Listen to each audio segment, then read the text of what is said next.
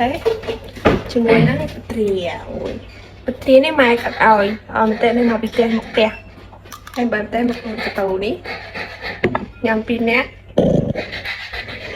ôi rõ cạnh làm sao đi ăn cắt